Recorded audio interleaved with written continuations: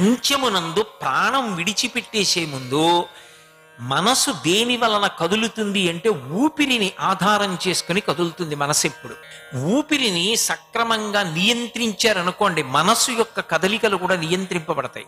అందుకే పూజకి కూర్చున్నప్పుడు తిన్నగా పూజ చేయించరు, ప్రాణాయామం చేయిస్తారు. ప్రాణాయామం చేస్తే ఊపిరి నియంత్రింపబడుతుంది. ఊపిరి నియంత్రణమైందనుకోండి, వేగం తగ్గిందనుకోండి, మనస్సు వేగం తగ్గుతుంది. తగ్గిందనుకోండి చెప్పిన చోటుకు వస్తుంది. అమ్మవారి పాదాలు చూడు, ముత్యాల చీర చూడు అన్నారనుకోండి చూస్తుంది. లేకపోతే కన్ను ముత్యాల చీర వంక చూస్తుంది, మనసు ఎక్కడికో పోయిందనుకోండి.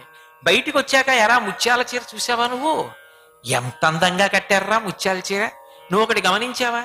అమ్మవారికి ముత్యాల చీర కట్టారేమో, ఇవాళ ఎక్కడా అమ్మవారి యొక్క దివ్యమైనటువంటి శరీరం మీద పువ్వులు అలంకారం చేయలేదు.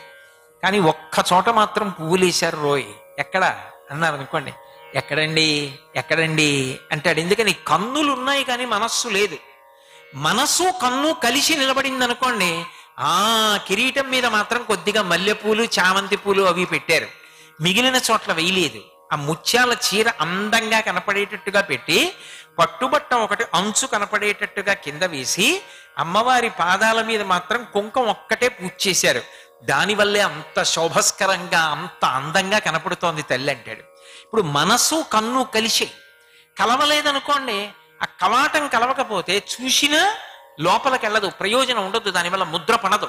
ఇప్పుడు మనసు పట్టుకుని పట్టుకుని పట్టుకుని పట్టుకుని చిట్ట చివరికి ఏ ధనం మీదో దేని మీదో మిక్కుటమైన మమకారం పొందేసింది అనుకోండి, ఆఖరిసారి ఊపిరి కదిలినప్పుడు, అంటే తీసింది విడిచిపెట్టకపోవచ్చు, విడిచిపెట్టింది తీయకపోవచ్చు, అది ఆఖరి ఊపిరి. ఆఖరి ఊపిరిలో ఆఖరిసారి కదిలినప్పుడు తను మనసులో దేని మీద ఎక్కువ ప్రీతి పట్టుకున్నాడో దాన్ని పట్టుకుంటుంది. అది మనసు యొక్క లక్షణం. అందుకే మనుష్యుని యొక్క పునర్జన్మ మనుష్యుని చేతిలోనే ఉంటుంది. ఈశ్వరుడి జోక్యం తక్కువ. ఎందుచేత అంటే అంతిమ తీర్పు ఎవరిది? ఆఖరి ఊపిరిలో ఏం పట్టుకున్నావు? ఉత్తప్పుడు ఏం పట్టుకుంటే ఏం లేదు, ఆఖరి ఊపిరిలో భగవంతుడిని పట్టుకుంటాను. నీకు ఏది అలవాటో దాన్నే మనసు స్మరిస్తుంది. ఇప్పుడు ఆఖరి ఊపిరిలో భూమిని తలుచుకుంది, ఇంట్లో డబ్బు తలుచుకుంది, భార్యని తలుచుకుంది, బిడ్డల్ని తలుచుకుంది, బెంగపెట్టుకుంది, వెళ్ళిపోయింది. అలా వెళ్ళిపోతే ఆర్తచింత అంటారు.